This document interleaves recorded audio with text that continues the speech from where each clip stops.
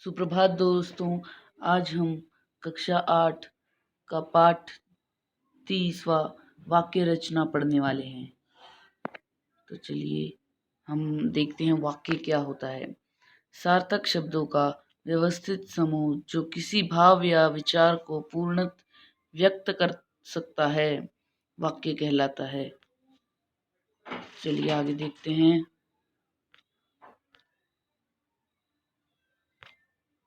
वाक्य के अंग। वाक्य के कितने प्रकार होते हैं? वाक्य के 2 प्रकार होते हैं जो कि हैं उद्देश्य और विधेय। तो चल उद्देश्य देखते हैं। वाक्य में जिसके बारे में कुछ कहा जाता है उसे वाक्य का उद्देश्य कहा जाता है। और विधेय, वाक्य में उद्देश्य अर्थात कर्ता के बारे में जो कुछ बताया जाता है उसे विधेय कहते हैं।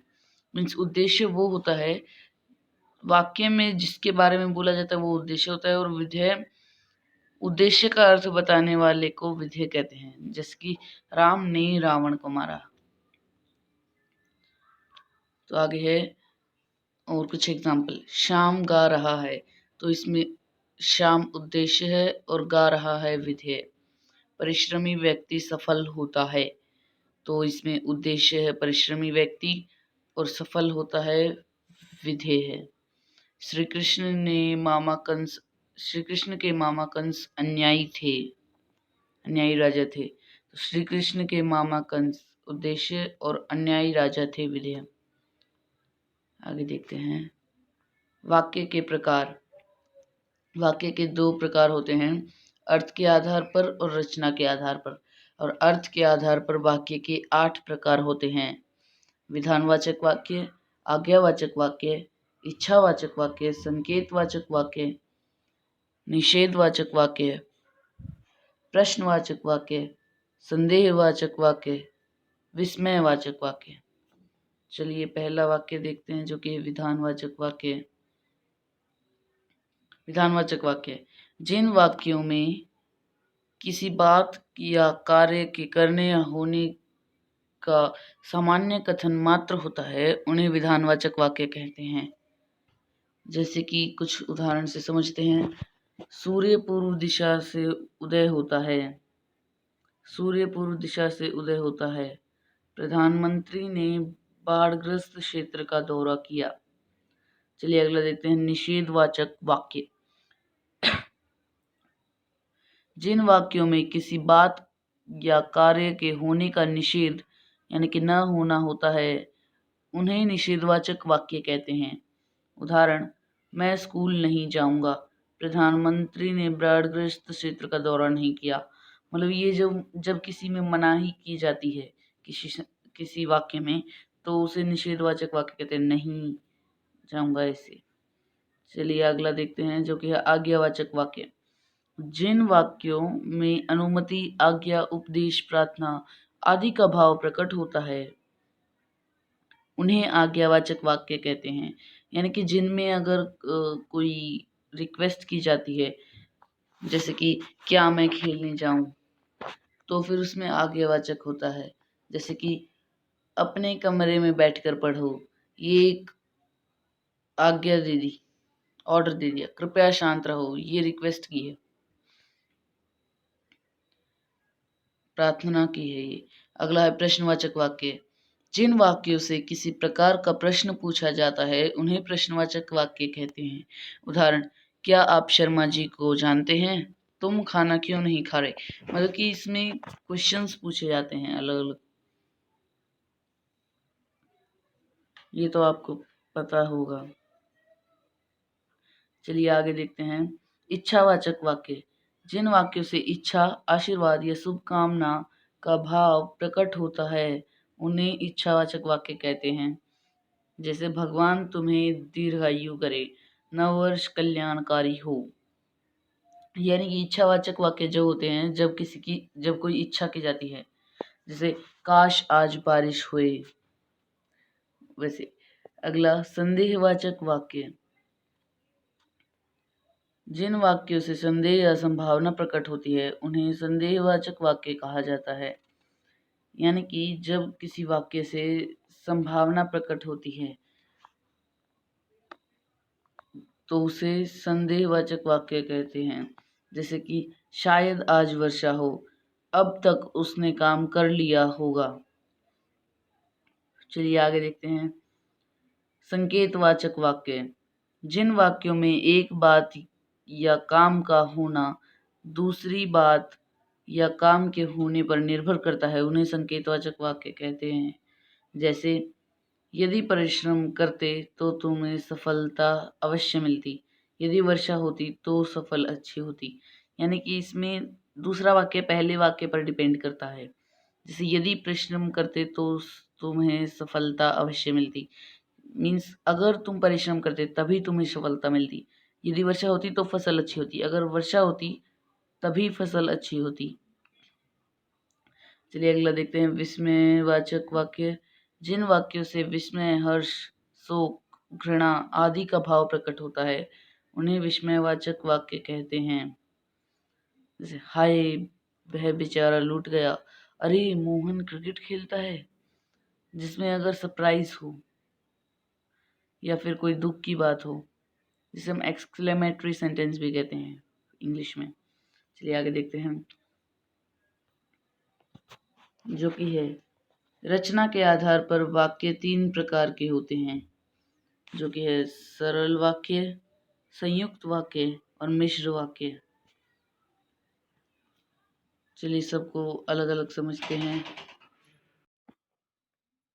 आगे है सरल वाक्य, जिन वाक्यों में एक ही विधेय या क्रिया होती है उन्हें सरल वाक्य कहते हैं। उदाहरण, माँ खीर पका रही है, दिनेश और राकेश पढ़ रहे हैं, यहाँ के लोग बहुत ईमानदार हैं, रावण तीनों लोगों का स्वामी बनना चाहता था। यानी कि जिनमें एक ही विधेय या फिर क्रिया, एक ही क्रिया होती है, वो सरल वाक्य होते हैं, यानी कि सिंपल सेंटेंस बिल्कुल। चलिए अगला देखते हैं, जो कि है संयुक्त वाक्य, जिन वाक्यों में 2 या 2 से अधिक स्वतंत्र वाक्य समुच्चय बोधक अव्यय और, तथा या किंतु, परंतु, अथवा, इसलिए, क्योंकि, अन्यथा, लेकिन आदि द्वारा जोड़े जाते हैं।